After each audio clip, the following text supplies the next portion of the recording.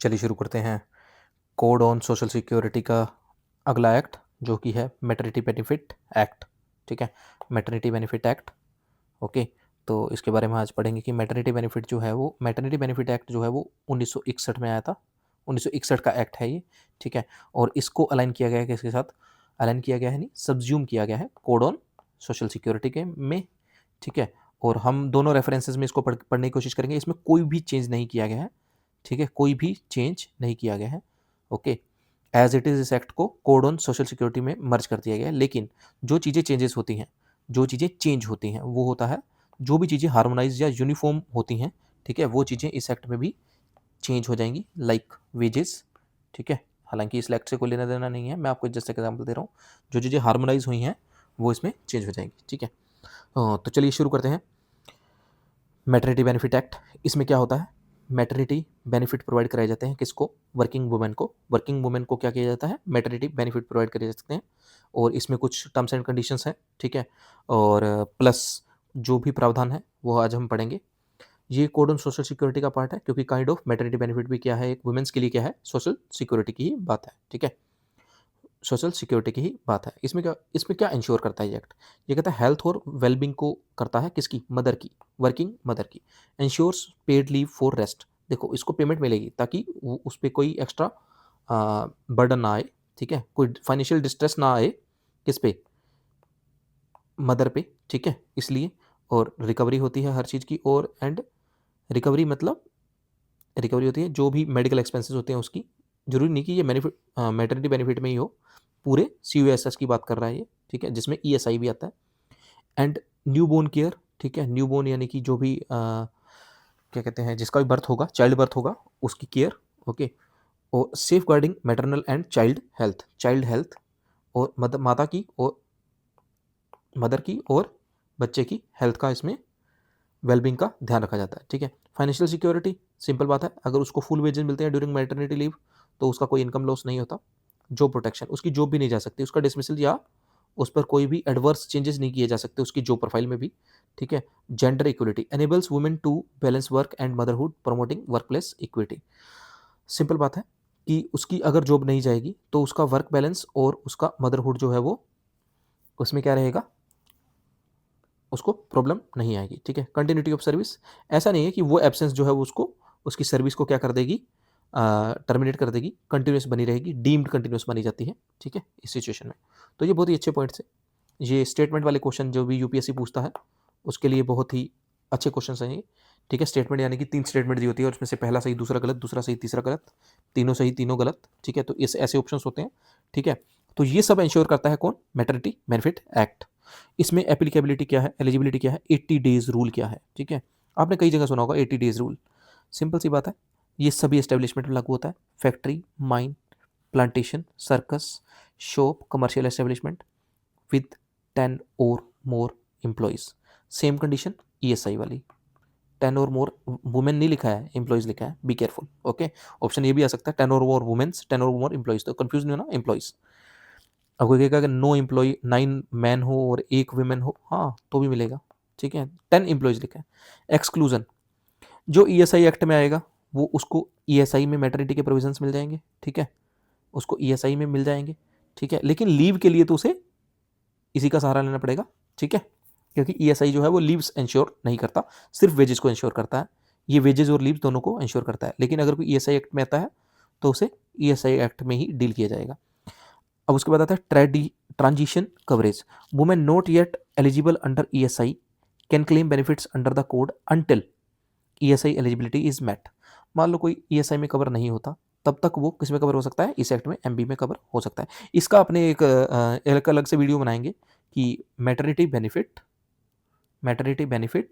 इन ESI versus MB। ठीक है, MB यानी कि maternity benefit act, MBA। Okay, इसमें कोई वेज सीलिंग नहीं है। ऐसा नहीं है कि इसको 21,000 से कम मिलते हैं तभी मिलेगा, 2,000 से कम मिलते हैं तो ही मिलेगा, ऐसा कोई वेज सीलिंग इसमें है नहीं। It is important to note that the act does not apply to establishment covered by employees state insurance. Same बात लिखिए कि ESI में कवर होता है उन पर ये लागू नहीं होता।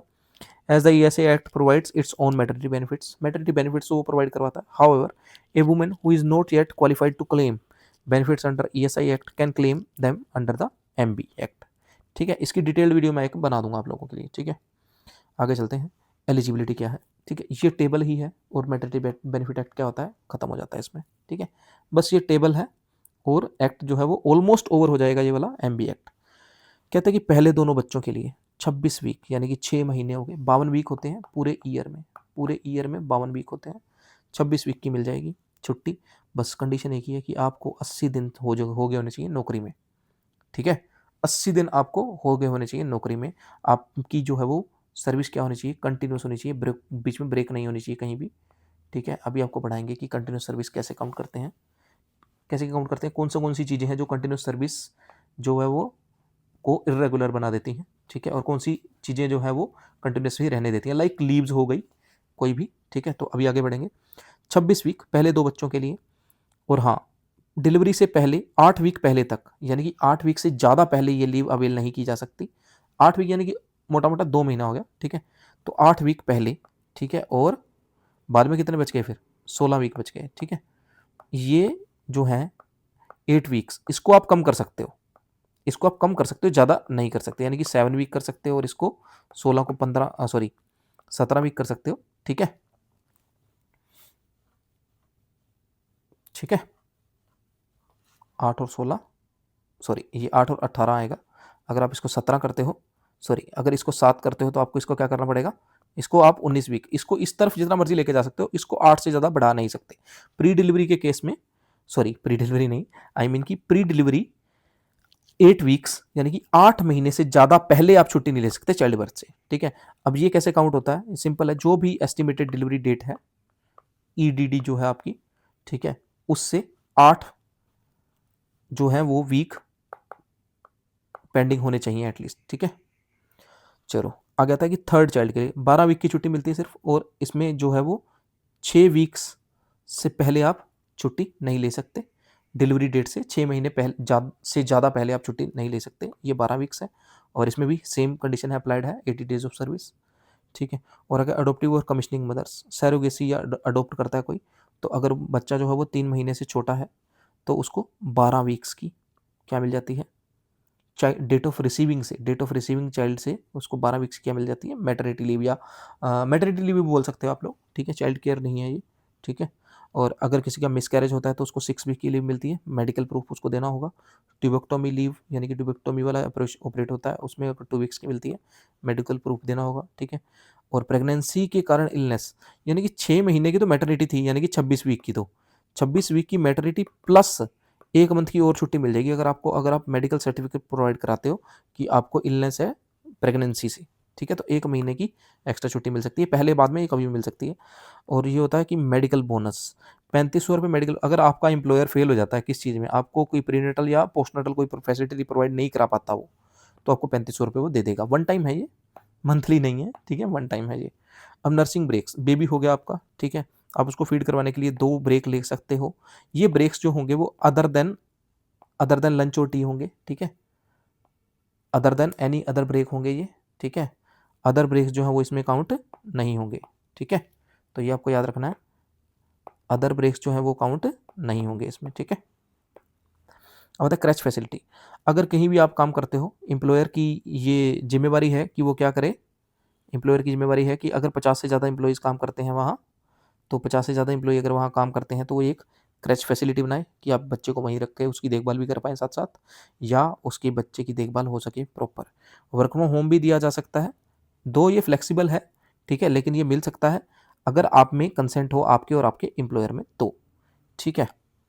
अब आता है प्रोहिबिशन ऑफ डिसमिसल, तो ये यही था बस, ये एक्ट तो खत्म हो गया, इसमें अब चीज़ें आएंगी जो है जो एडिशनल चीज़ें हैं, ठीक है। और सर प्रोहिबिशन ऑफ डिसमिसल, ऐसा नहीं है कि आप छुट्टी भी और पीछे से आपको नौकरी से निकाल दिया, ऐसा कर ही नहीं सकते, ठीक है। Notice of termination can not expire during maternity absence, बड़ा ही एम्बिगस स्टेटमेंट है ये, ठीक है। दो तरफ जाता है ये, बट वैसे मैं जनरल आपको बता देता हूँ इसमें होता क्या है।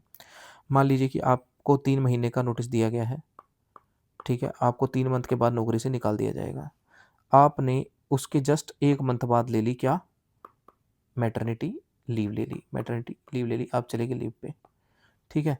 आपका जिस दिन से आपने मैटरनिटी लीव ली, ठीक है, आपको ऐसा नहीं है कि 3 महीने आपको पीछे से पूरे हो जाएं और आपको उससे निकाल दिया जाए।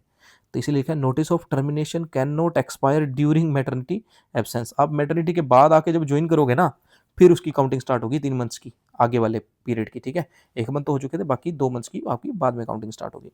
Unlawful dismissal does not affect entitlement to benefit. ऐसा नहीं कि धक्के से किसी ने निकाल दिया, ठीक है।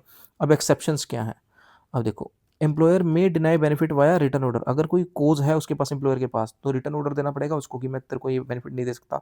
और वुमेन उसके लिए क्या कर सकती है, 60 दिन के अंदर अंदर अपील कर सकती है, ठीक है। और जो मिसकंडक्ट जो उसने रिपोर्ट किया है वो रूल्स और स्टैंडिंग ऑर्डर्स के बाइंडिंग होना चाहिए, के दायरे में ही होना चाहिए, ठीक है। अब कोई भी आर्डुअस वर्क नहीं दे सकते किसी को भी, प्रेग्नेंट लेडी को भी नहीं दे सकते, और उसकी पोस्टनाटल भी उसको कोई टफ काम नहीं दे सकते जो कि उसकी प्रेगनेंसी के लिए हार्मफुल हो, ठीक है। कोई भी चीज़ ऐसी जो इंटरफेरेंस करे उसकी प्रेगनेंसी में, ऐसा काम उसको नहीं दे सकते। और प्री डिलीवरी से 1 महीना पहले उसको क्या कहते हैं, कोई भी आर्डुअस या फिर स्ट्रेनस थकाने वाला काम नहीं देना है। और इस ड्यूरेशन को 8 वीक से भी कंसीडर किया जा सकता है अगर वो रिक्वेस्ट करे तो, ठीक है। सिंपल मोटा मोटा बात है कि 1-2 महीने उसको वो काम प्रोवाइड कराना है जो उसके लिए, उसकी प्रेगनेंसी के लिए हार्मफुल ना हो, दैट्स इट। ह्यूमैनिटेरियन ग्राउंड है, दैट्स इट। और उसके बाद आता है प्रोटेक्शन फ्रॉम सर्विस वेरिएशन। ऐसा नहीं है कि तुम वो गए और उसका ट्रांसफर कर दिया गया वहाँ से, ऐसा नहीं कर सकते, ठीक है। मैटरनिटी बेनिफिट ये कहता है। मैं आपको जस्ट एक थोड़े से एक्सट्रीम वाले एग्जांपल देता हूँ, वो याद रखने के लिए अच्छे हैं कि ऐसा नहीं कि पीछे से उसका ट्रांसफर कर दिया जाए वो मैटरनिटी लीव पे थी तो, ठीक है। द कोड इनकॉर्पोरेट्स ऑल की रिफॉर्म्स फ्रॉम 2017 अमेंड्स। देखो, 17 में अमेंडमेंट हुआ था, उसी में 12 वीक से क्या की गई थी छुट्टी, 26 वीक की गई थी 2 चिल्ड्रन के लिए, पहले के लिए। और पहली बार इंट्रोड्यूस हुई थी जो आप गोद लेते हो बच्चा उसके लिए 12 दिन की छुट्टी।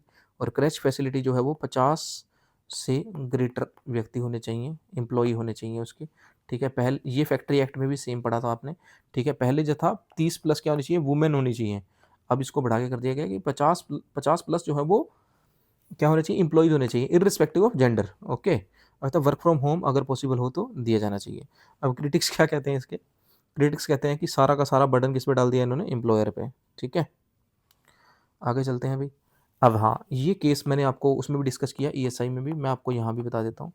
इसमें क्या होता है, सिंपल सी बात है कि जो वर्कर्स थी, डेली वर्कर और कैजुअल वर्कर्स थी, ठीक है, उन्होंने सुप्रीम कोर्ट में एक याचिका दायर की और उसमें बोला कि एमसी दिल्ली जो है वो हमें पेड लीव नहीं देता, ठीक है। तो हमारे जो माननीय कोर्ट हैं उन्होंने बोला कि आर्टिकल 14 राइट टू अपॉर्चुनिटी, ठीक है, equal opportunity, 21 right to leave, 39 right to work, right to wages, और 42 और 43 जो है वो डिग्निटी के साथ काम करने के लिए हैं। इनके तहत, इस कॉन्स्टिट्यूशन राइट के तहत इनको क्या मिलना चाहिए भाई, वेजेस मिलने चाहिए, इनको पेड लीव मिलनी चाहिए, ठीक है।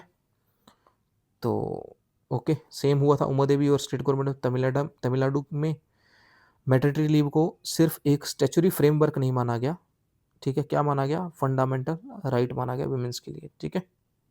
और इसको अलाइन कर दिया international convention and constitutional mandate से, और इसकी कॉन्स्टिट्यूशनल एंटाइटलमेंट मान लिया गया है इन इसको, एमबी को, मैटरनिटी बेनिफिट को, ठीक है। इसमें कुछ खास है नहीं, अगर आप रिवीजन करना चाहते हो तो कर लो। 80 दिन की नौकरी जरूरी है, आपको 26 वीक की छुट्टी टोटल मिलती है, ठीक है, जो कि 12 वीक थी 2017 से पहले, ठीक है। ओके।